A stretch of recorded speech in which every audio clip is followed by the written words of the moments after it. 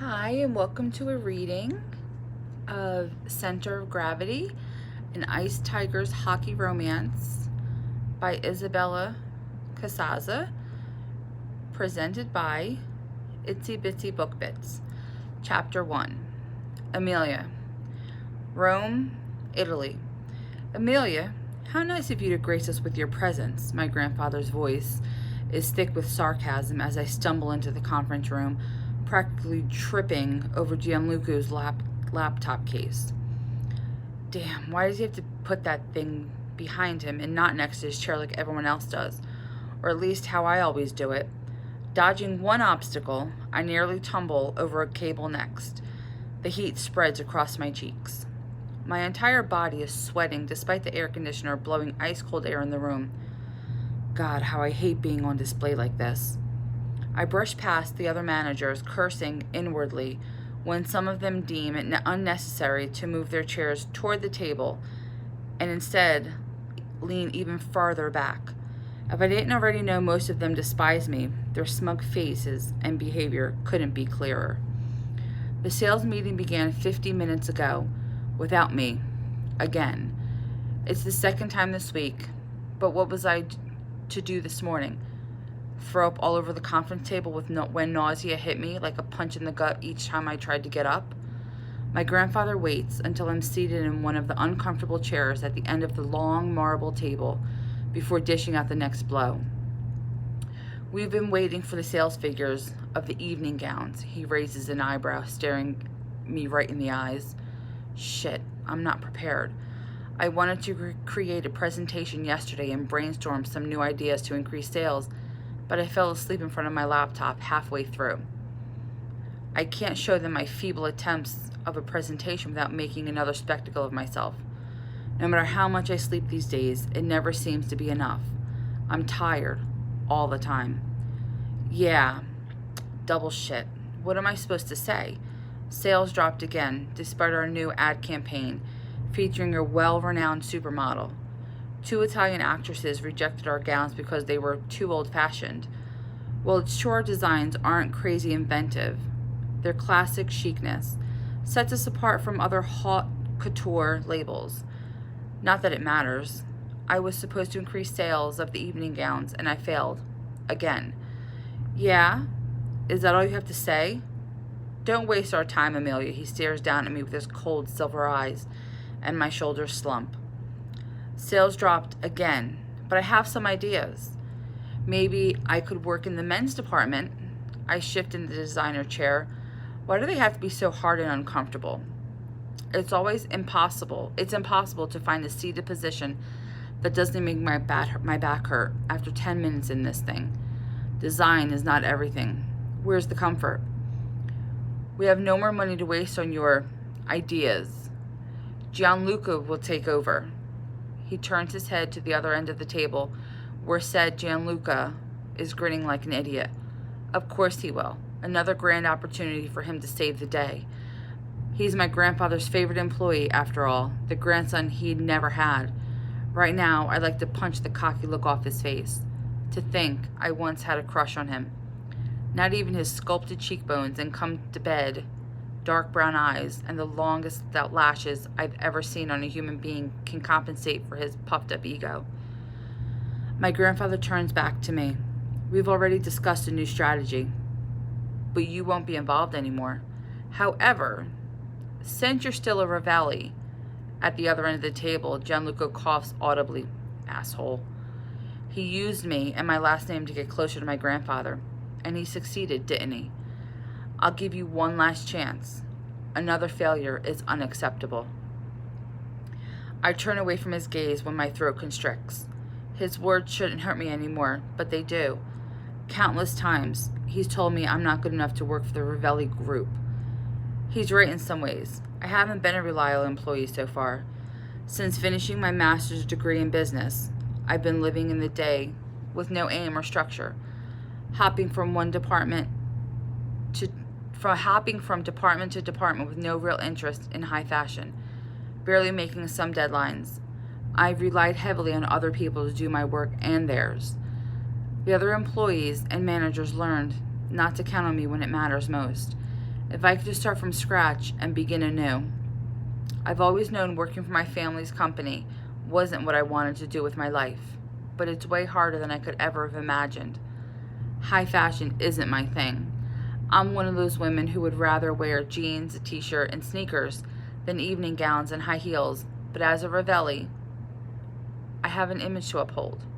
And since I'm the sole heiress, I don't get to decide what I want to do with my life. It won't happen again. I sit up straighter when the only thing I want to do is vanish from this meeting room, unseen and hide from the world. No matter what I do, I'll always disappoint him anyway. As you may or may not know, we've never established ourselves fully in the American market. We've decided to use sports sponsoring to increase brand awareness and to launch our new sportswear line overseas. An opportunity has presented itself to get involved with an existing hockey franchise. Yesterday, we bought a hockey team, the Boston Ice Tigers. My grandfather raises both of his eyebrows. What am I supposed to say? Just because my father was a Swiss hockey player doesn't mean I know anything about the sport. He should be aware of that more than anyone else. Isn't he the one who threw out my mama's and papa's things after they died and made them a taboo topic? I fold my hands on the table, watching as my fingers interlace on the cold surface. When the silence in the room becomes deafening, I look up and find him still watching me with his silver eyes. I clear my throat. That's great. I'm glad you approve. You'll fly to Boston tomorrow and take over the general management alongside the acting GM, Rob Hayden. I expect this team to be a successful marketing tool. Should this not improve sales figures in the U.S., I'm afraid there is no place in this organization for you anymore, Amelia. For a moment, I merely stare at him. Boston? America. A hockey team. General management? I have no idea about sports management, and I've never even seen a hockey game in my life. My breathing speeds up, but I can't get enough air in my lungs. My mind is spinning. How will I make this work if what I suspect is true? It's my last chance, and I want to make this a success. But circumstances might be against me. No way am I telling him now. If he were to find out, he didn't disinherit me on the spot. You leave tomorrow for Boston. Alessandra organized your flight. As we speak, she is putting together the information you'll need about the team. She'll have everything ready by tomorrow. Go home and pack. He startles me when he comes to a stop right next to me, towering over me with his impressive frame. At 70, he's the stereotype of an Italian patriarch with his stern look and impeccable attire, radiating power and authority from his sleek hair to his polished shoes. I take a moment to compose myself before I stand up and hasten past him, his eyes following me, burning holes through the thin fabric of my silk blouse. I'll make them a success, I say, leaving the conference room with my head held high, and pray I'm right this time. Alessandra has already called my driver to take me home. While we make our way back to the city center, I check my emails, begging the universe that the tests I ordered online have arrived today as scheduled. The tracking information says the elderly lady on the second floor has accepted the parcel on my behalf. Relieved, I lean back in the seat and watch as we pass the mighty stone structures of the Colosseum. When will I see you again? I love Rome and its unique mixture of ancient history and contemporary architecture. And I'll miss my walks in the historic city center where art and culture mix like nowhere I've ever been.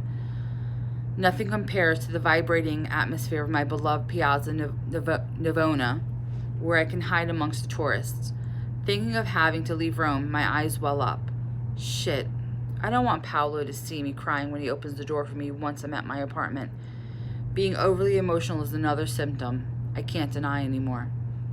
20 minutes, 1 bottle of water, and the humbling experience of peeing on sticks later, and the results in front of me confirm what I suspect is true. 2 pink lines, 2 blue lines, and 2 purple lines stare right at my face.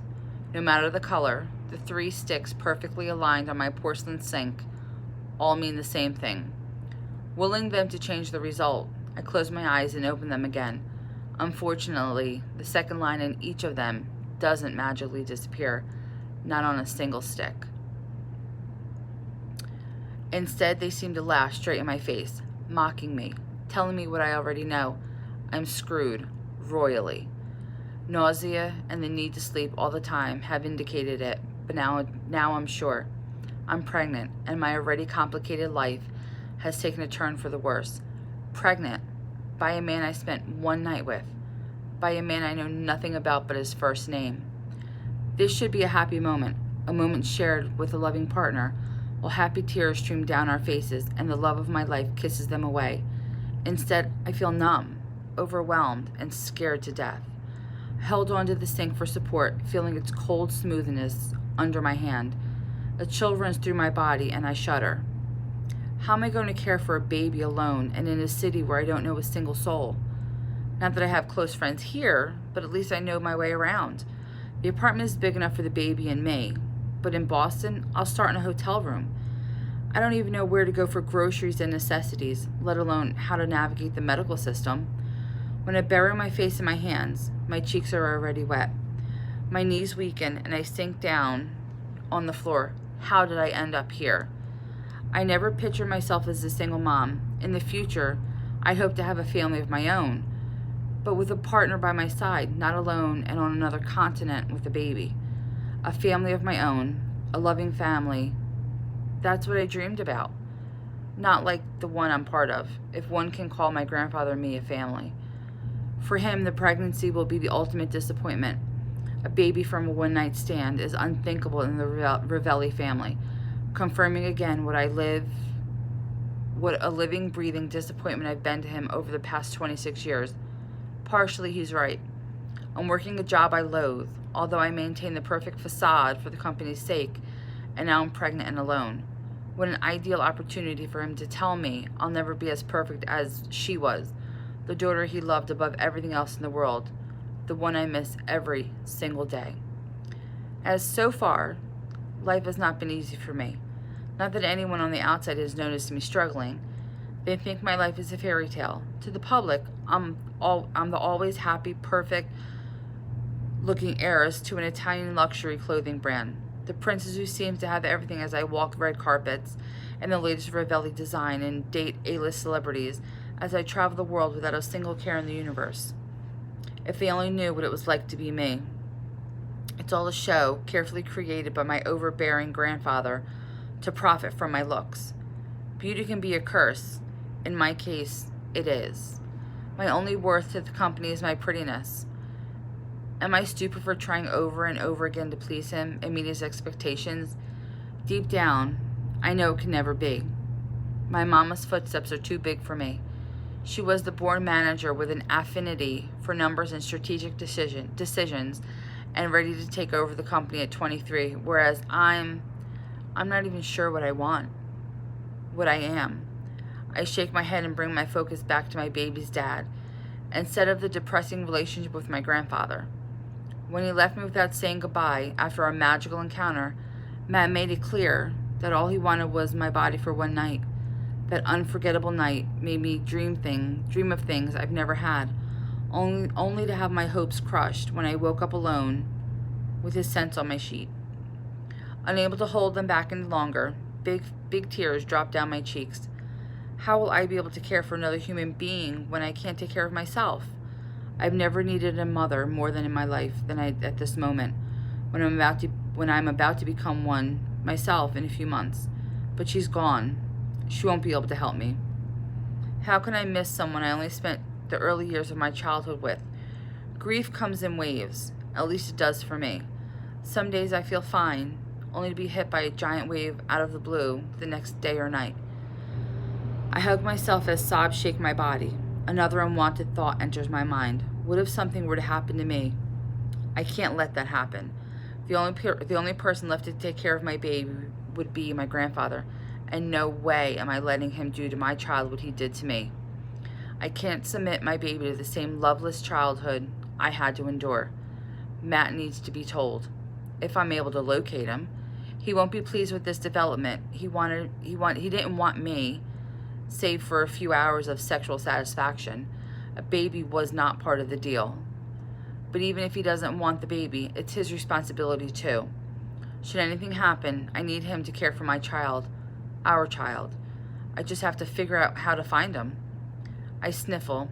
The tears have stopped now, but my nose is still running. I leave the bathroom to fetch the tissue box from the living room, but the box on the coffee table is empty.